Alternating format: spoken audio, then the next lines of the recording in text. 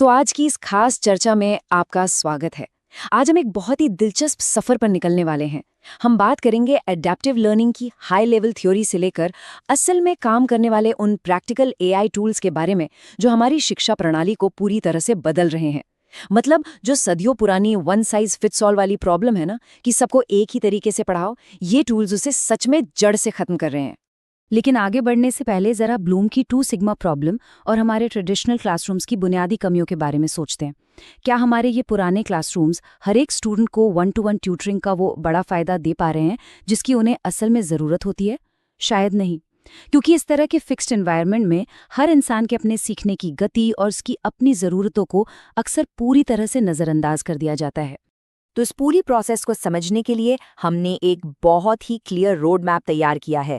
हम शुरू करेंगे अडैप्टिव लर्निंग रेवोल्यूशन से, फिर हम आरएजी इंजन को डिकोड करेंगे, एक एआई ट्यूटर का आर्किटेक्चर समझेंगे, सही वेक्टर डेटाबेस चुनना सीखेंगे और आखिर में देखेंगे इन एआई ट्यूटर्स को असल जिंदगी में काम करते हुए। तो चलिए अपने पहले सेक्शन की तरफ बढ़ते हैं, द अडैप्टिव लर्निंग रेवोल्यूशन। देखते हैं कि आखिर क्यों सदियों पुराने एक ही सीधी लाइन में चलने वाले एजुकेशन सिस्टम की जगह अब ये स्मार्ट सिस्टम्स ले रहे हैं। यहाँ समझने वाली सबसे जरूरी बात यह है कि ये पूरा कॉन्सेप्ट मास्टरी लर्निंग पर टिका है। अडैप्टिव लर्निंग असल में रियल टाइम डेटा का इस्तेमाल करके कंटेंट को सीधे आपकी नॉलेज और स्किल्स के हिसाब से कस्टमाइज करती है। आसान शब्दों में कहें तो अगला टॉपिक या लेवल तभी अनलॉक होगा जब आपने पिछले कॉन्सेप्ट को सच में अच्छी तरह से समझ लिया हो। और ये सब लगातार चलने वाले डेटा आधारित डायग्नोस्टिक से ही मुमकिन हो पाता है। अब आते हैं हमारे दूसरे सेक्शन पर, डिकोडिंग द आरएजी इंजन। आखिर ये पर्सनलाइजेशन इतने बड़े पैमाने पर काम कैसे करता है? इसके लिए हमें उस टेक्नोलॉजिकल इंजन रूम में झांकना होगा जो इस पूरे जादू को मुमकिन बनाता है। यहीं पर एंट्री होती है आरएजी यानी रिट्रीवल ऑग्यूमेंटेड जनरेशन की। ये फ्रेमवर्क बहुत ही शानदार तरीके से एआई के हैलुसिनेशन की प्रॉब्लम को सॉल्व करता है। मतलब ये एआई को कुछ भी मनगढ़ंत या गलत जानकारी देने से रोकता है। कैसे? क्योंकि आरएजी मॉडल जवाबों को रैंडम इंटरनेट से उठाने के बजाय पूरी तरह से आपके दिए गए सिलेबस या नोट्स पर ही फिक्स रखता है।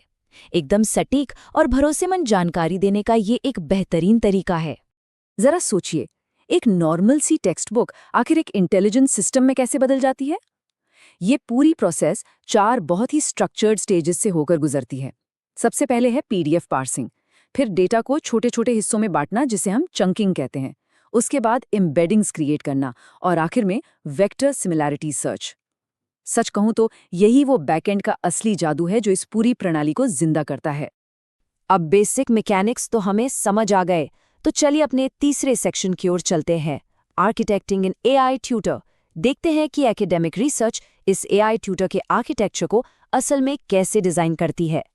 इसका पूरा फ्लो वाकई बहुत दिलचस्प है। इमेजिन कीजिए, एक स्टूडेंट अपने पिछले साल के क्वेश्चन पेपर्स और नोट्स इनपुट करता है।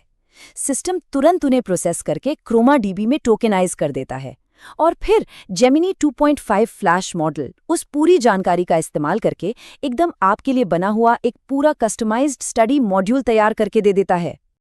और यहाँ पर एक बहुत ही चौंकाने वाला आंकड़ा सामने आता है। क्या आप यकीन करेंगे कि मॉड्यूल जनरेशन के टाइम में पूरे 99% की गिरावट आई है? जी हाँ, 99%। जहाँ पहले किसी स्टडी मॉड्यूल को मैनुअली तैयार करने में करीब 2 घंटे का समय लगता था, वहीं अब ये काम महज 45 सेकंड में पूरा हो जाता है। ये सच में किसी चमत्कार से कम नहीं है। हमारा चौथा सेक्शन है चूजिंग अ वेक्टर डेटाबेस। अब जाहिर सी बात है, इस पूरे ऑपरेशन के दिमाग को सही से चलाने के लिए एक बहुत ही खास मेमोरी बैंक की ज़रूरत पड़ेगी। और जब बात सही वेक्टर डेटाबेस चुनने की आती है तो हमारे पास अलग अलग विकल्प होते हैं, जैसे कि पाइनकोन जो पूरी तरह से मैनेज्ड है और आपको एकदम एंटरप्राइज लेवल की पावर देता है। फिर है वीवी8 जो अपनी फ्लेक्सिबल ग्राफ कैपेबिलिटीज के लिए मशहूर है, और क्रोमा जिसका सेटअप सबसे आसान और लाइट वेट होता है। हर एक के अपने फायदे हैं। अगर हम लार्ज स्केल प्रोडक्शन एनवायरनमेंट की बात करें ना, तो पाइनकोन का कोई मुकाबला नहीं है। ये 2 मिलीसेकंड से भी कम की P99 क्वेरी लेटेंसी अचीव करता है। इसका सीधा सा मतलब ये है कि ये डेटाबेस करोड़ों अरबों वेक्टर्स तक बिना किसी रुकावट के और एकदम बिजली की रफ्तार से स्केल कर सकता है।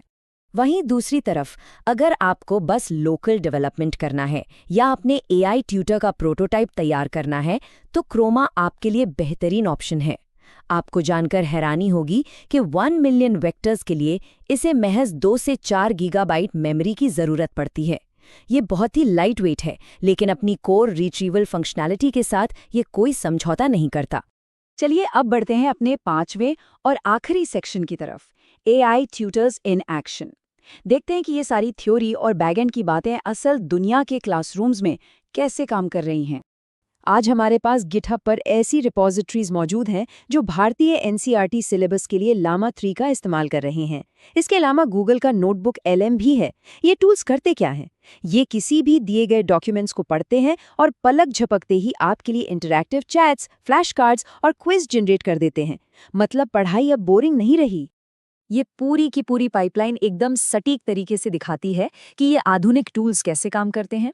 ये सिर्फ नोट्स नहीं बना रहे हैं, ये आपके लिए काम के YouTube वीडियोस के लिंक, मल्टीपल चॉइस क्वेश्चंस और एक डायनामिक प्रोग्रेस डैशबोर्ड पर आपका पर्सनलाइज्ड फीडबैक, ये सब कुछ एक ही जगह पर लाकर रख देते हैं। जरा सोचकर देखिए कितना कमाल का आइडिया है कि आपकी एक बोरिंग सी PDF फाइल 2 लोगों के बीच एक मजेदार और डायनामिक ऑडियो बातचीत या पॉडकास्ट में बदल जाए। गूगल का नोटबुक LM ठीक यही करता है। तो जब कोई इसे 2026 के लिए एक गेम चेंजर कहता है तो यकीन मानिए ये बात बिल्कुल सच लगती है। ये पूरी तरह से एक नया अनुभव है। तो अब हम अपनी इस चर्चा को एक बहुत ही गहरे सवाल के साथ खत्म करेंगे। अगर AI सच में किसी भी डॉक्यूमेंट से पल भर में आपके लिए एक मास्टरी लेवल का एकदम पर्सनलाइज्ड करिकुलम तैयार कर सकता है, तो फिर हमारे इन पारंपरिक क्लासरूम्स का भविष्य क्या होगा? जैसे जैसे RAG और वेक्टर डेटाबेस की ये टेक्नोलॉजी पर्सनल एजुकेशन को और भी ज़्यादा बेहतर बना रही है, तो दुनिया भर के टीचर्स और स्कूलों को अपनी अहमियत बनाए रखने के लिए किस तरह से बदलना होगा? सच में ये एक ऐसा सवाल है जिस पर हम सबको सोचना चाहिए।